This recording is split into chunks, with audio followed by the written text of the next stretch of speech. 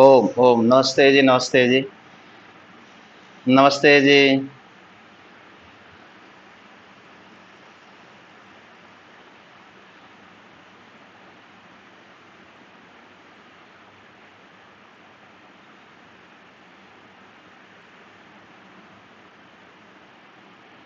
अच्छा।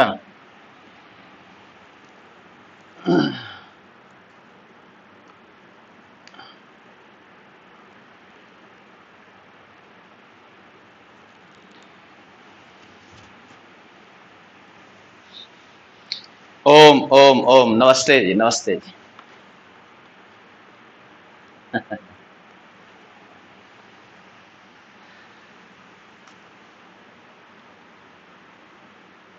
ओम नमस्ते जी।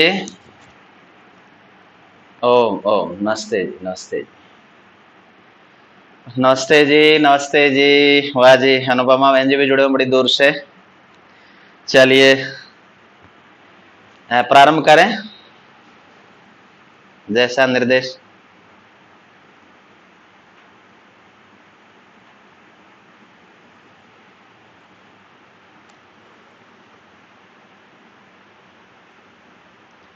भर्गो देवस्य धीमहि धियो यो नः प्रचोदयात्।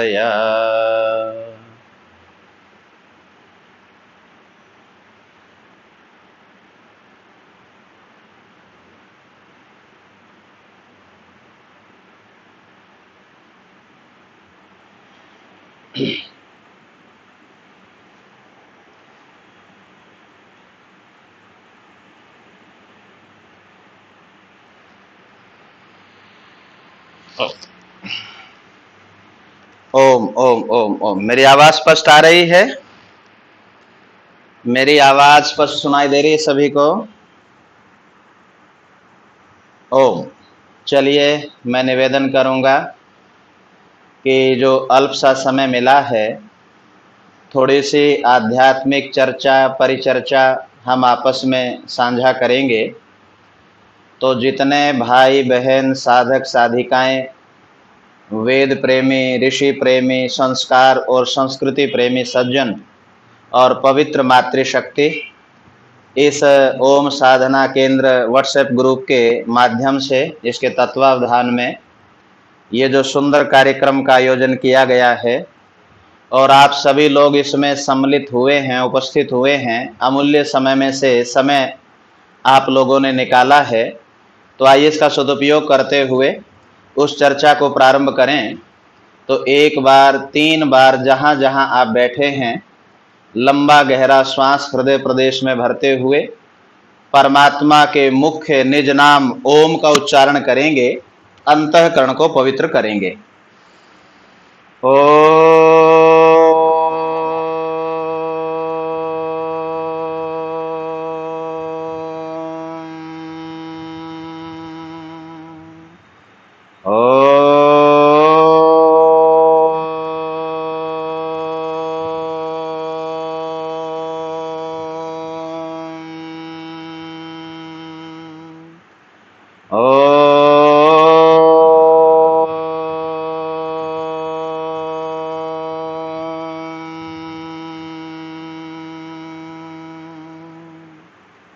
आइए हमारे आर्य जगत के एक मूर्धन्य भजनोपदेशक पंडित नरदेव जी की कुछ पंक्तियां जो आज वर्तमान समय में घट रही हैं, उसको गुनगुनाते हुए फिर थोड़ी सी इस चर्चा को आगे बढ़ाएंगे।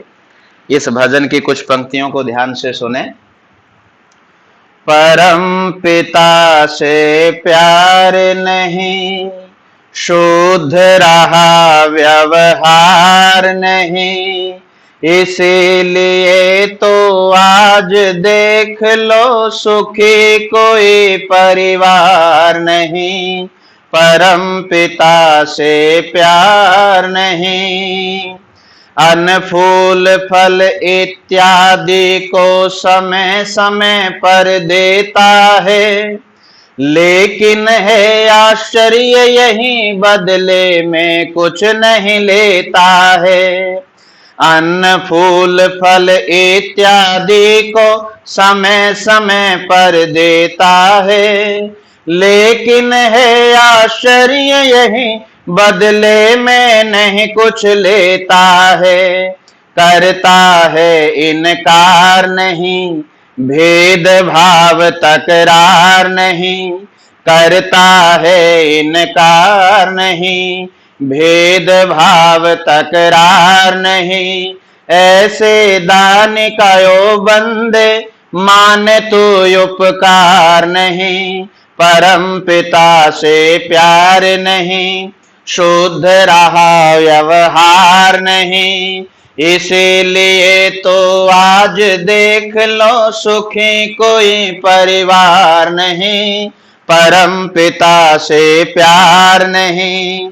मानव चोले में ना जाने कितने यंत्र लगाए हैं, मानव चोले में ना जाने कितने यंत्र लगाए हैं। कीमत कोई माप सका ना ऐसे अमूल्य बनाए हैं, कीमत कोई माप सका ना ऐसे अमूल्य बनाए हैं।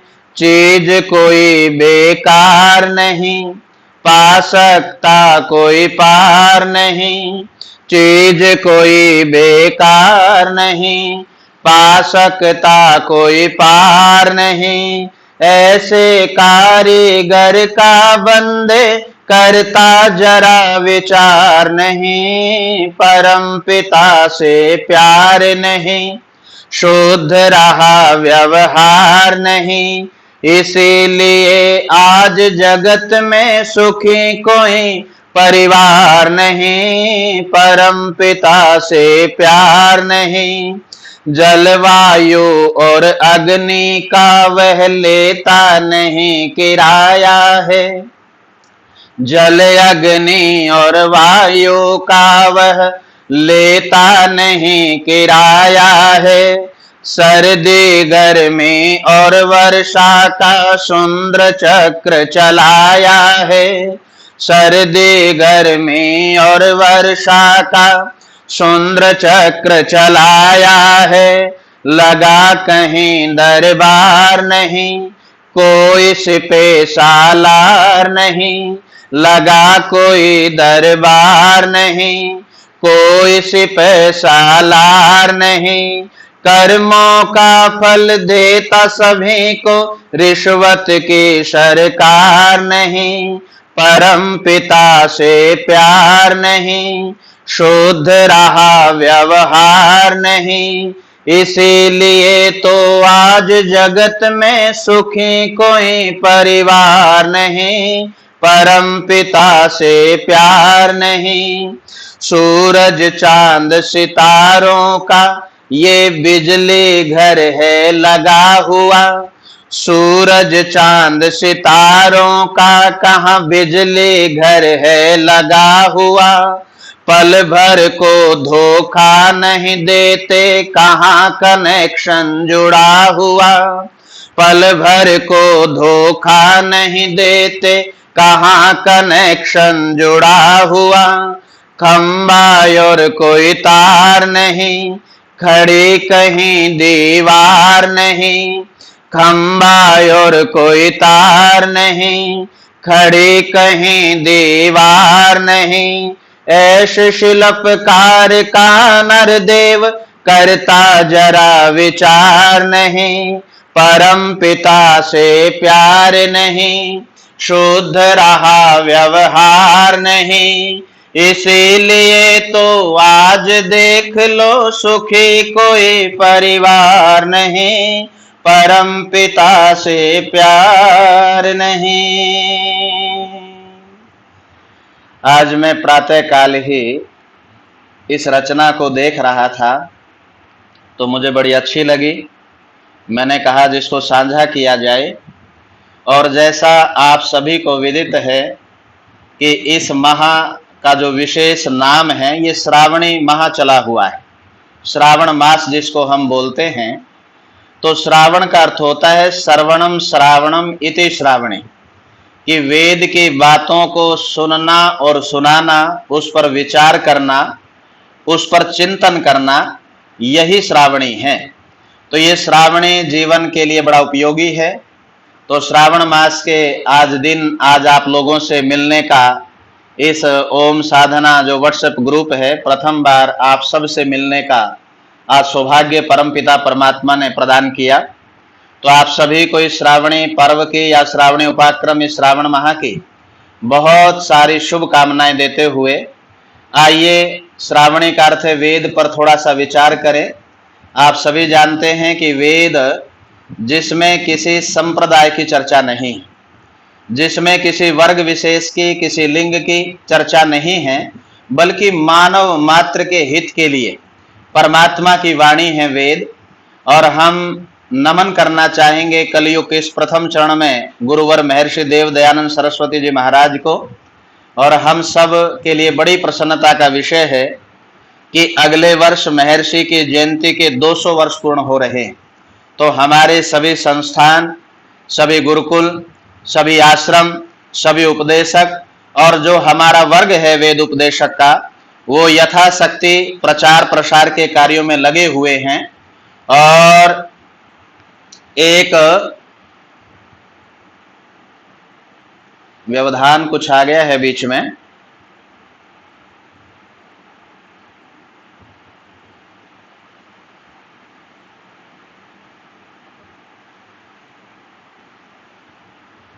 हाँ मैं क्षमा चाहता हूं, कुछ व्यवधान बीच में आजकल पता नहीं ऐड आने लग जाती। तो मैं बता रहा था कि ऋषिवर की 200 जयंती के उपलक्ष्य में हमारा जो वर्ग विशेष है आर्यों का, वो प्रचार के क्षेत्र में उतरा है। तो आइए अब हम एक मंत्र पर चर्चा करते हैं सीमित से समय में। आजकल आर्य समाज में जो हमारे आंदोलन की प्रवृत्ति थी वो प्राय थोड़ी सी समाप्त होती जा रही।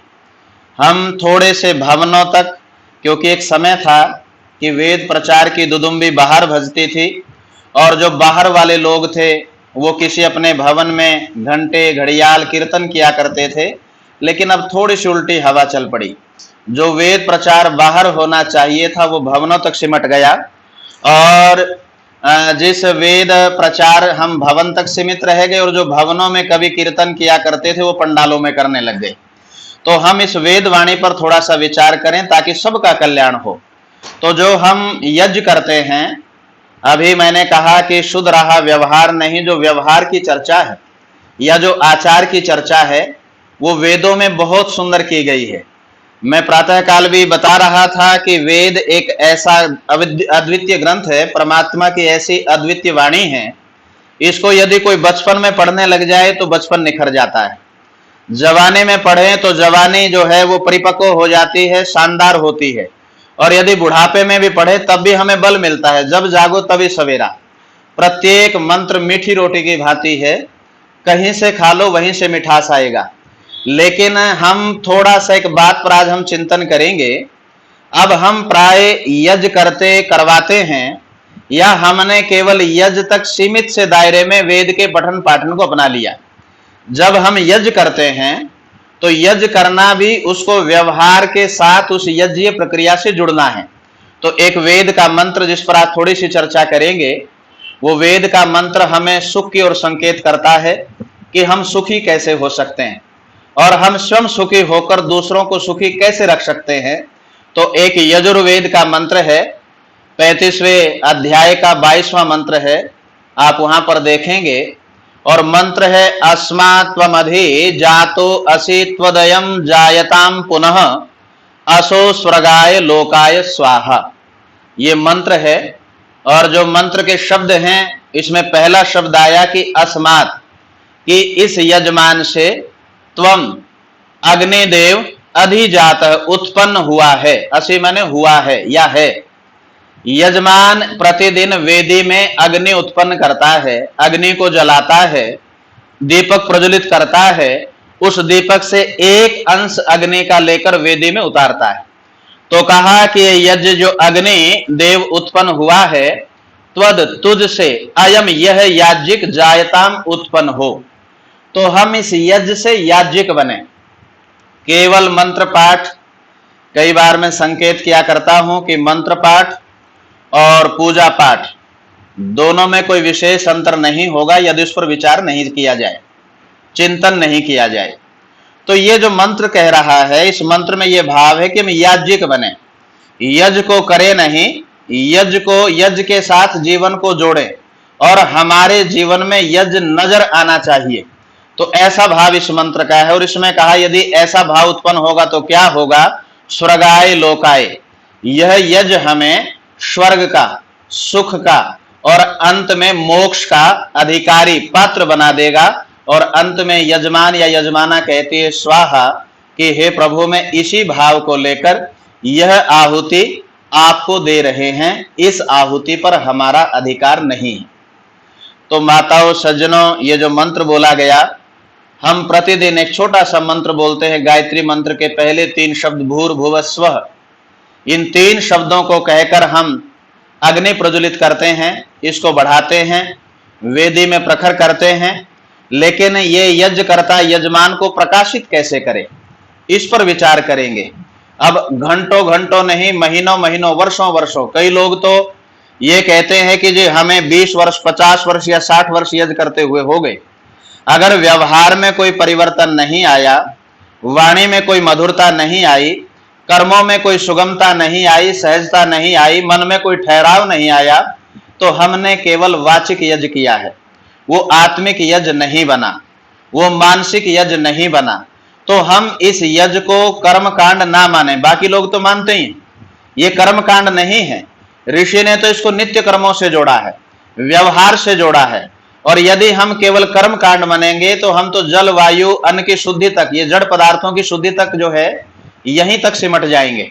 लेकिन हमें यहां तक नहीं ठहरना है जहां तक इस यज्ञ के माध्यम से, इस वेद के पथ से, इसके अनुगामी बनते हुए, पथिक बनते हुए हमारे ऋषि लोग जिस पथ की ओर बढ़े हैं, उसी पथ का हमें अनुगामी बनना है, अनुसरण करना है। तो जब इसका जीवन में जब अज्ञान दूर होगा, अधर्म दूर होगा, अशांति दूर करेगा, आशंका दूर करेगा और भय भ्रम दुख से रहित हम हो जाएंगे, तब हम कह सकते हैं कि हाँ, अब हम वास्तविक यज्ञ कर रहे हैं, अब हम याज्ञिक बन गए हैं। अब हमने घी को अपना नहीं माना है। अब जो समिधाएं हम चढ़ा रहे वो हमारी नहीं है, वो समिधाएं देने वाला कोई और है। घृत जहां से मिला, घृत के मूल में परमात्मा की कृपा है। और जिस शरीर से हम यज्ञ कर रहे हैं, ये शरीर देने वाला कोई और है, प्राणों का संचार करने वाला कोई और है।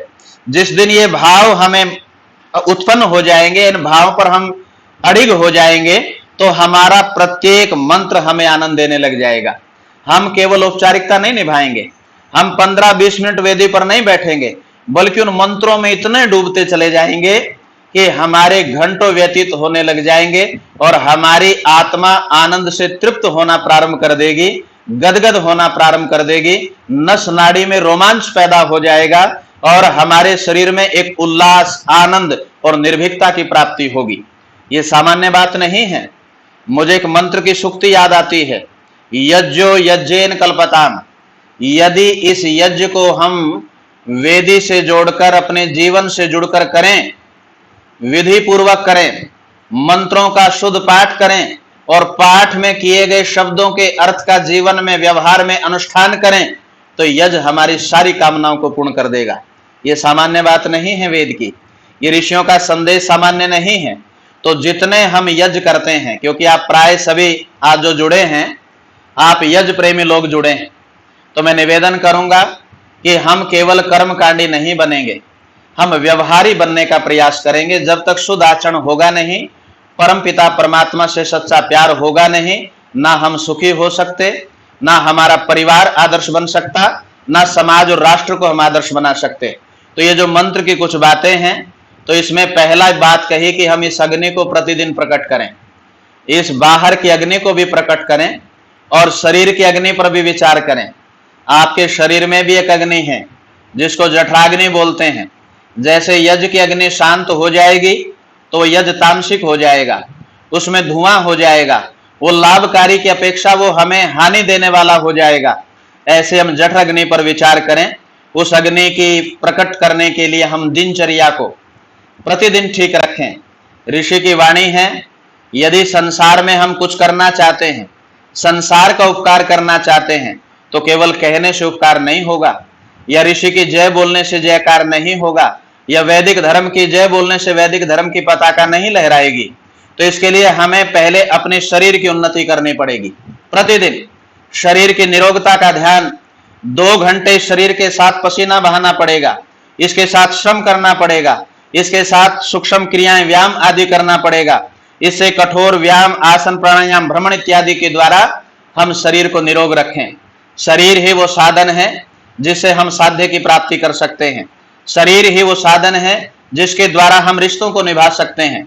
तो हमने जैसे यज्ञ की अग्नि का ध्यान रखा, ऐसे हम अपने जीवन की अग्नि का भी ध्यान रखें। तो हम जब यज्ञ की अग्नि जलाते हैं, हमने पुरुषार्थ पूर्वक, जैसे मैंने कहा, कई लोग कहते हैं कि हमने 30-30 वर्ष जो है, 10-10, 20-20, 30-30 वर्ष ऐसे याज्ञिक परिवार है जो कहते हैं कि हम प्रतिदिन प्रातः और सायं इस अग्नि को प्रकट करते हैं, लेकिन यदि हमारे अंतःकरण में प्रकाश की किरणें नहीं फूटी तो हमने अग्नि को केवल संसार में जलाया है। मैं फिर निवेदन करूंगा, आज हम यज्ञ से बाहरी की ओर से हम अंतःकरण की यात्रा करेंगे। बाहर से बहिमुख होने की अपेक्षाएं अंतर्मुख होने का प्रयास करेंगे।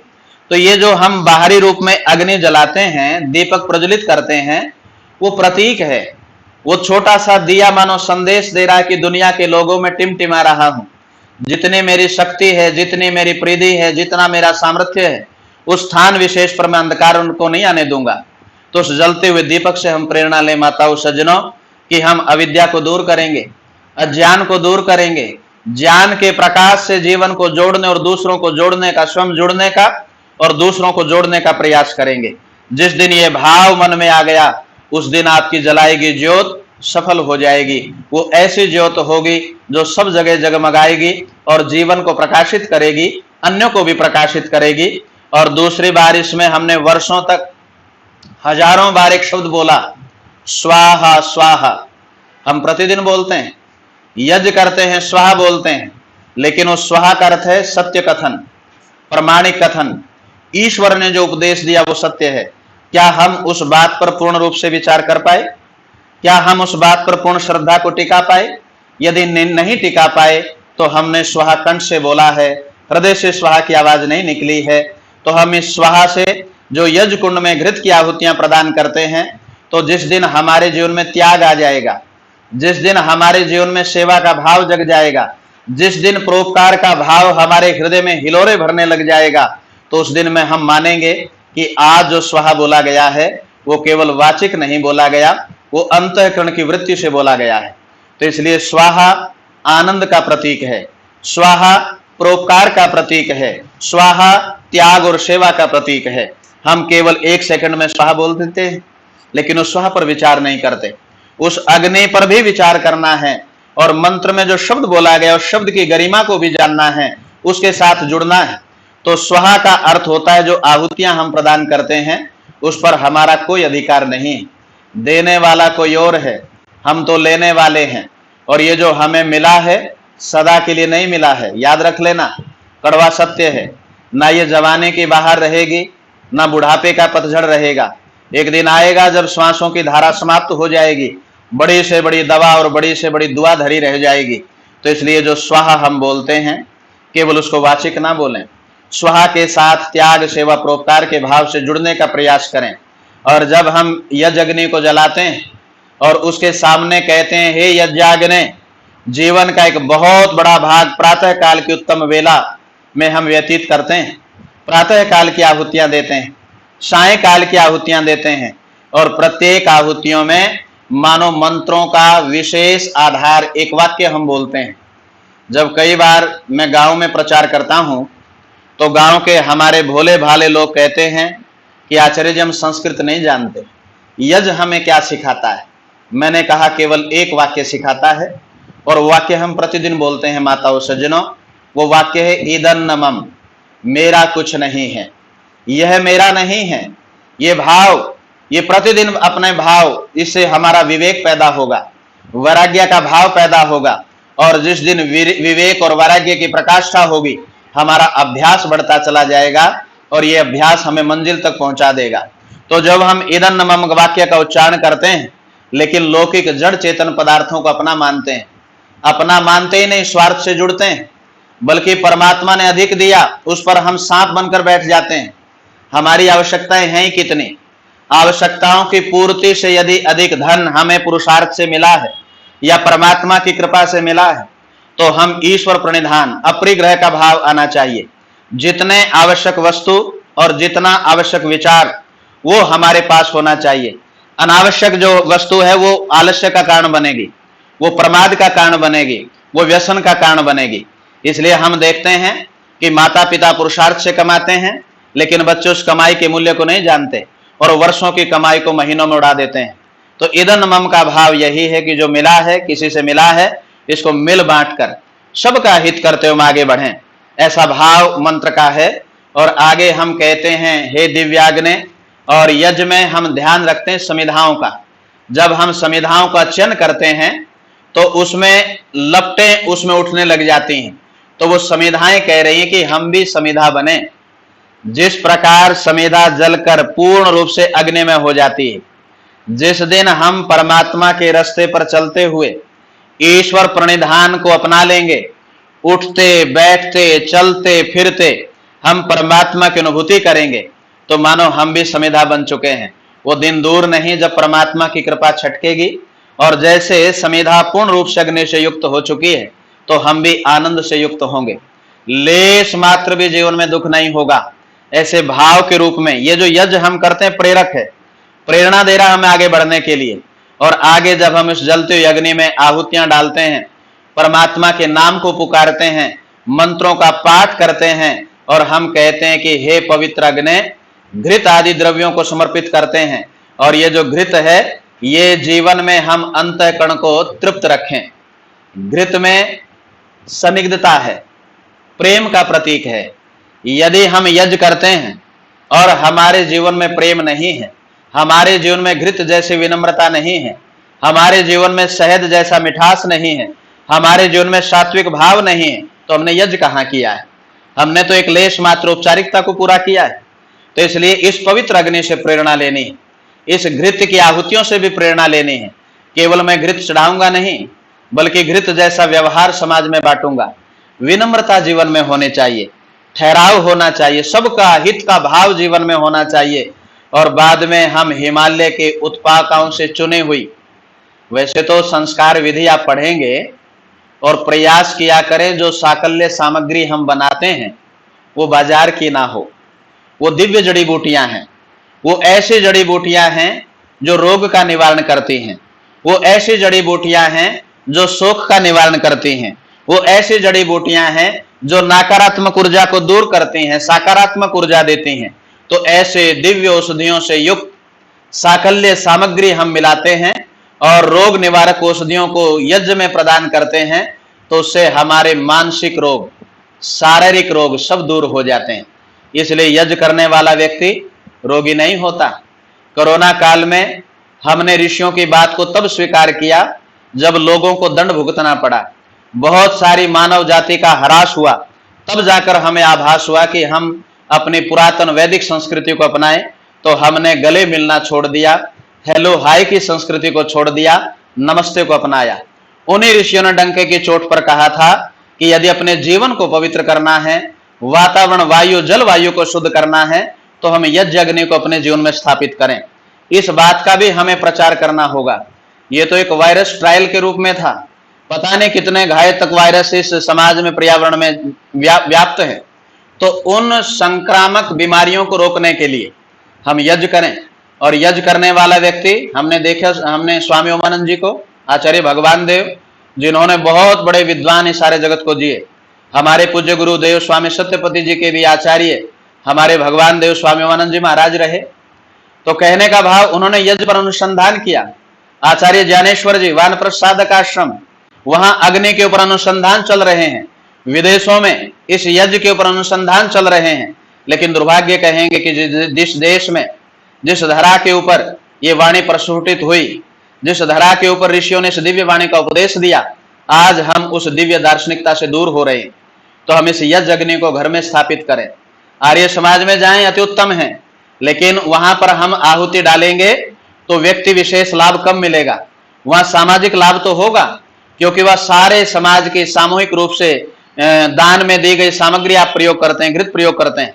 जब परमात्मा ने हमें अमूल्य तन दिया और कई बार तो हमें अमूल्य साधन प्रदान किए, बहुत कोई कमी हमारे जीवन में नहीं है, लेकिन हम महंगाई दर्शाते हैं यज्ञ के नाम पे।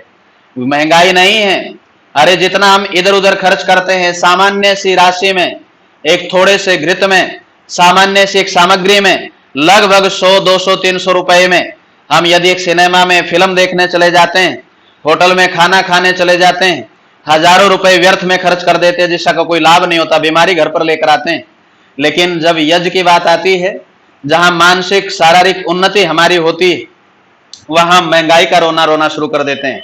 ऐसा नहीं करो आर्यो, इस यज्ञ से, वेदी से, वेद से अपने जीवन परिवार को जोड़ो। प्रतिदिन इस यज्ञ अग्नि को घर में प्रज्वलित करो। जब हम साकल्य सामग्री डालेंगे तो हम घृत आदि डालेंगे, पुष्टिकारक पदार्थों की आहुति देंगे, तो बाद में इस अग्नि को कहा अध्वराग्नि। ये जो यज्ञ की अग्नि है इसके कई नाम हैं। इसको अग्नि भी कहा, इसको वहन्य भी कहा, इसको यज्ञ अग्नि भी कहा, इसको दिव्य अग्नि भी कहा, इसको पवित्र अग्नि भी कहा, इसको पाव का अग्नि भी कहा, इसको ताप का अग्नि भी कहा, इसको भव्य अग्नि भी कहा, और इसको अध्वराग्नि। इस अग्नि का नाम अध्वराग्नि भी है। जब हम ये आहुति देते हैं तो हमारा शरीर यदि यज्ञ करते हुए कृश बना हुआ है, यदि यज्ञ करते हुए हम कुरूप बने हुए हैं, यदि यज्ञ करते हुए हम निर्बल बने हुए हैं, विकृत बने हुए हैं, तो याद रख लेना वो यज्ञ हमने किया नहीं। यदि वो करते तो ये सारे जितने मैंने कमियां गिनाई नहीं होनी चाहिए थी। यज्ञेन कल्पताम, ये यज्ञ तो कामनाओं की पूर्ति करता है, लेकिन तभी करेगा जब हम शास्त्र विधि से, ऋषियों की परंपरा से, इसके अनुसरण से हम इस यज्ञ का अनुष्ठान करेंगे। तो केवल लकड़ियों को जलाकर यदि हम मंत्र पाठ पर विचार ना करते हुए केवल घी और सामग्री की आहुतियां इसमें डालेंगे, तो याद रख लेना माताओं सज्जनों, हम जल, वातावरण, पर्यावरण को तो शुद्ध कर लेंगे, लेकिन ये जड़ पदार्थों की पूजा होगी। उस चेतन शक्ति को तो हमने निकाल दिया, उस दिव्य भाव को तो हमने उसमें से निकाल दिया, लेकिन हमें उस दिव्य भाव से जुड़ना है। जब आप दिव्य भाव से जुड़ोगे, जब आप 15-20 मिनट भी यज्ञ करोगे तो वो साधना बन जाएगा।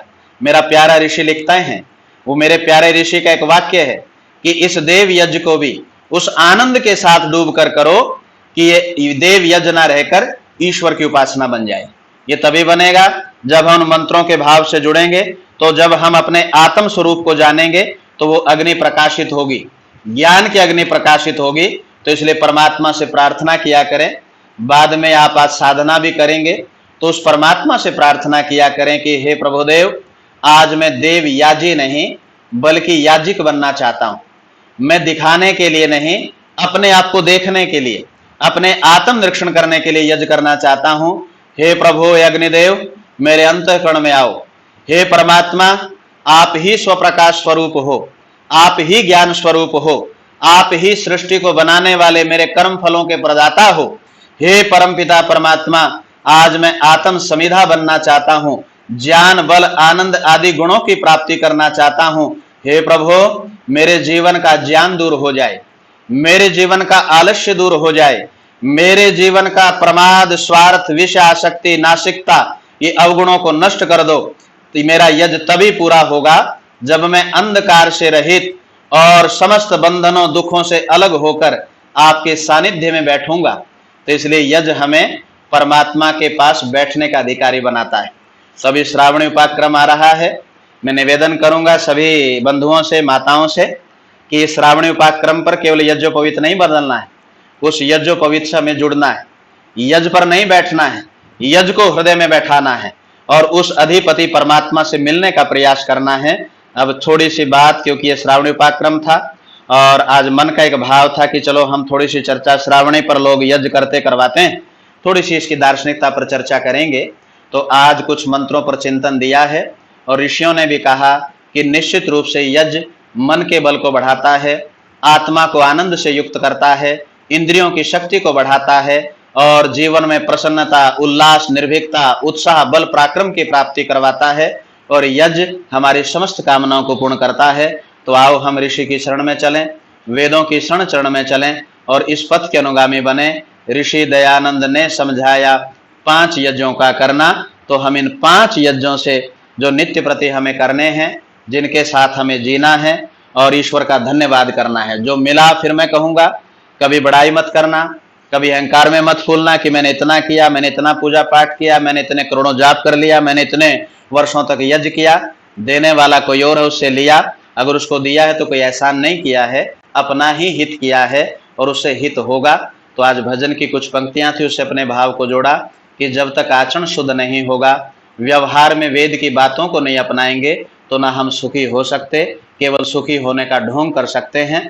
तो इसलिए हम वास्तविक सुख से जुड़े, याज्ञिक बने, वेद प्रेमी बने, यज्ञ प्रेमी बने, साधना प्रेमी बने। तो मेरा जो समय था वो घड़ी तो मेरी कैरी पूर्ण हुआ, तो मैं अपनी वाणी को विराम देता हूँ। आज जो मैंने बातें रखी हैं, यदि कुछ समझ में नहीं आई है, किसी भाई की या बहन की कोई शंका हो, क्योंकि विद्वान पूर्ण तो केवल परमात्मा है, हम सब अल्पज्ञ हैं, लेकिन प्रयास करेंगे कि जितना समझने का प्रयास किया है उसको साझा करने का प्रयास करेंगे। तो ये आर्यों का सत्संग है, इसमें यह नहीं कहा जाएगा कि सत्यवचन महाराज, जो महाराज ने कह दिया वो सब सत्य है। यदि आपको कुछ समझ में नहीं आया हो, कोई शंका हो, कोई याज्ञिक परिवार बैठा हो, यज्ञ करने वाला बैठा हो, यज्ञ के प्रति कोई भाव की अभिव्यक्ति चाहता हो, तो निश्चित रूप से हम उस प्रश्नों की और शंका का समाधान करने का प्रयास परमात्मा की कृपा से करेंगे। बस 2 मिनट का समय है, फिर आगामी कार्यक्रम आप अपना विधिवत संचालित करें। ओम शांति शांति शांति। हाँ जी।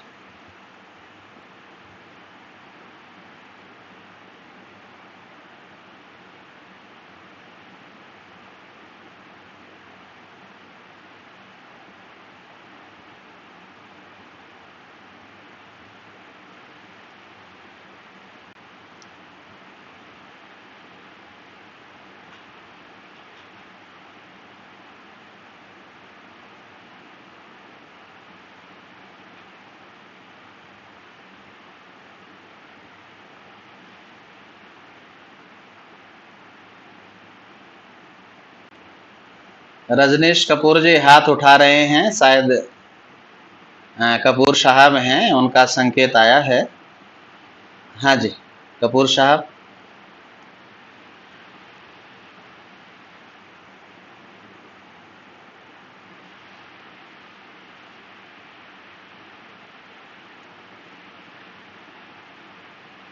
आवाज स्पष्ट नहीं आ रही भ्राता जी।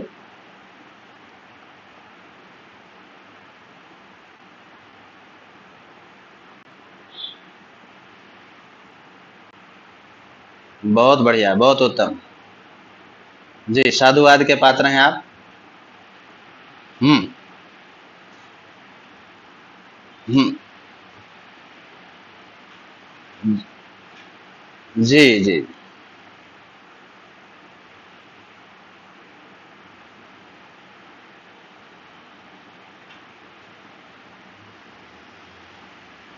बस आकलन यही है कि जब हम यज्ञ करते हैं, एक तो वो जो किया है वो परमात्मा को समर्पित करें, और दूसरा 3 शब्द जब भी हम मंत्र पढ़ते हैं या बोलते हैं, तो हम 3 विभागों में उस मंत्र के शब्दों को बांटे, एक स्तुति, एक प्रार्थना और एक उपासना। केवल 8 मंत्रों में स्तुति प्रार्थना उपासना नहीं है। यज्ञ के प्रत्येक मंत्र में जब हम दैनिक अग्निहोत्र करते हैं तो प्रत्येक मंत्र में 3 विभाग आपको मिलेंगे, स्तुति से भी, प्रार्थना से भी, उपासना से भी। उपासना का अर्थ यही है कि जो हम कह रहे हैं या जो परमात्मा का हम गुणगान कर रहे हैं या जिस मंत्र के जो अर्थ का भाव है उससे मैं व्यवहार से जुड़ूं, गुण कर्म स्वभाव से श्रेष्ठ बनूं और अपने शरीर मन वाणी को संयमित रखूं। जब ये भाव हमारे अंदर पैदा होगा तो जो यज्ञ हम कर रहे हैं या आप वर्षों से कर रहे हैं, एक तो मैं इसका श्रेय आपको ना देकर आपके पूज्य माता पिता को या गुरुजनों को देना चाहूंगा, जिन्होंने कोख और गोद में इतने सुंदर संस्कार दिए। लेकिन हम थोड़ा सा स्वाध्याय करते हुए, जैसे मैंने कहा जब हम मंत्र पढ़ते हैं तो आप प्रयास करें कि एक समय था कि लोग पहले स्वाध्याय को कभी नहीं छोड़ते थे, तो हम सोते समय चाहे 5 मिनट 10 मिनट जो समय मिले, जब भी जो आप मंत्र पाठ हम करते हैं, कोई ज्यादा मंत्र नहीं है, यदि हम प्रतिदिन 2 दिन में 1 मंत्र पर भी विचार करेंगे तो महीने में पूरे यज्ञ के मंत्रों का अर्थ हमें याद हो जाएगा। तो प्रयास कर हम स्वाध्याय करें, और जब उसको आकलन में, योग केवल 1 घंटे की करने की प्रक्रिया नहीं है। आप ऑफिस में बैठे हुए भी योगी हैं, आप बस में या वाहन में बैठे हुए भी योगी हैं, आप किसी के पिता बनकर जो कार्य करते हैं उस समय भी योगी हैं। तो हम आठों पहर 24 घड़ी उसका आकलन करें, और जब यम नियमों पर हम विस्तार से चिंतन करेंगे तो आप देखेंगे कि इस यज्ञ का एक एक शब्द आप बोलेंगे, दूसरा कोई सुन रहा नहीं सुन रहा विचार नहीं करेंगे, आप आनंद से अपने आप को हम गदगद अपने आप की अनुभूति करेंगे। तो इसलिए जब मैं निवेदन यही करूंगा कि हम चाहे थोड़ा अभ्यास और कम से कम, और आजकल तो हमारे बीच में भाष्य उपलब्ध है, गुटके में तो खैर पूरे मंत्रों का अर्थ नहीं है जो सत्संग गुटका है, लेकिन जब हम दूसरे थोड़े से कुछ विद्वानों ने जो है बहुत सुंदर जो है पुस्तकों की भी रचना की है जिसमें मंत्रों का अर्थ भी दिया गया है, तो मैं निवेदन यही करूंगा कि जब हम मंत्र पढ़ते हैं तो इतना हमारा अभ्यास परिपक्व हो जाए कि जब हम भूर बोलते हैं तो भूर बोलते ही परमात्मा का भू स्वरूप उसकी हम अंदर ही अंदर उसकी अनुभूति करें। भुआ बोलते हैं तो दुख हरता, स्व बोलते हैं तो सुख प्रदाता। तो इस प्रकार से जब हम स्वाध्याय करेंगे, साधना करेंगे, तो निश्चित रूप से ये शब्द जो है ना, इनसे हमें आनंद मिलने लग जाएगा, एक संगीत झनकृत होगा। जब हम आचमन करेंगे तो केवल 1 मिनट की प्रक्रिया नहीं होगी, आप देखोगे कि जल में परमात्मा के गुण हमें नजर आएंगे। जल में 2 वर्ण हैं, जय और लय, जय से जीवन, लय से मृत्यु, जो जीवन से मृत्यु काम आता है। तो इस प्रकार से इन मंत्रों पर थोड़ा सा हम चिंतन करेंगे, इनका स्वाध्याय करेंगे, इनको आत्मसात करेंगे, उसी का नाम उपासना है। और जब हम उपासना से जुड़ेंगे तभी हम आनंद की प्राप्ति कर सकते हैं। जी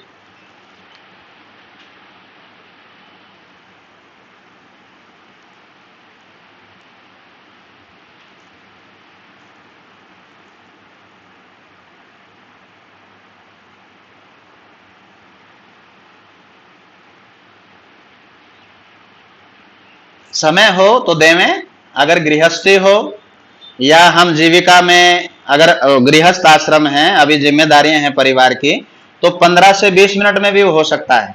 जब अभ्यास आपका निरंतर चलेगा ना तो 15-20 मिनट, ज्यादा समय नहीं लगता। कई बार लोग कहते हैं जब मंदिर में जाते हैं, मैंने कहा भाई आप लोटा उठाओगे, पानी भरोगे, तुलसी के पत्र तोड़ोगे, फूल आदि तोड़ोगे, उद्यान में जाओगे, मंदिर तक जाओगे, वही 15-20 मिनट का समय वहां लगता है। और यदि आप करोगे निश्चित रूप से 20 मिनट में दैनिक यज्ञ समाप्त हो जाता है। स्वामी जी लिखते हैं यदि समय हो तो प्रार्थना गाले में, नहीं समय हो तो सर्वम वही पूर्णम पर आपका यज्ञ समाप्त हो गया। उसके पश्चात आप अपने नैतिक जो कर्तव्य हैं, दिनचर्या है, उसमें हम लग सकते हैं। और यदि समय है, परमात्मा ने दिया, आप उन्मुक्त हो चुके हैं पारिवारिक उत्तरदायित्वों से, तो फिर समय है, खूब भजन भी गाओ, चिंतन भी करो, 1-2 घंटा तक भी उसको ले जा सकते हैं। जी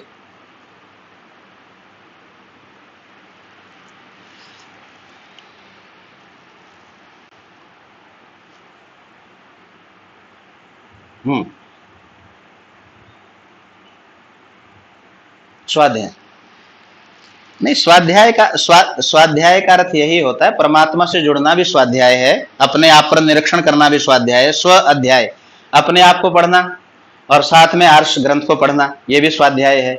ब्रह्मचर्य का पालन भी स्वाध्याय है, परमात्मा विचरण करना भी स्वाध्याय है। लेकिन मैं निवेदन करूंगा भ्राता जी, आपकी उत्सुकता को देखते हुए मैं आपको नमन करना चाहता हूं, आप यज्ञ प्रेमी हैं।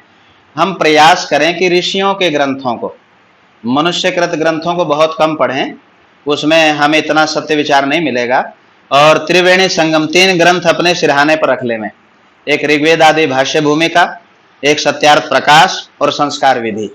ये बहुत सुंदर ग्रंथ हैं जो हमें उपासना की गहराई जानने के लिए ऋग्वेद आदि भाष्य भूमिका, सिद्धांतों की गहराई जानने के लिए सत्यार्थ प्रकाश, और व्यवहार की उत्तम प्राप्ति के लिए व्यवहार कैसा होना चाहिए, तो उसके लिए हम संस्कार विधि का पठन पाठन नित्य प्रति किया करें।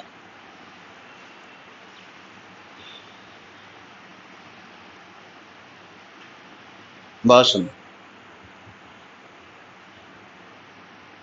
बिल्कुल स्वाध्याय में आएगा, और जिस दिन आत्मसात करेंगे वो साधना में आ जाएगा। जी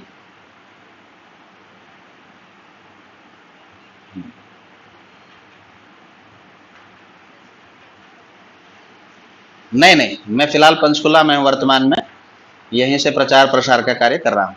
जी आर्य समाज सेक्टर 9 पंचकुला, यहाँ इस समय निवास है। जी जी, बाकी आप नंबर ले लीजिएगा सुमन बहन जी से, कोई और शंका हो तो हम बाद में विस्तार से देर सवेर चिंतन कर लिया करेंगे। जी ओम।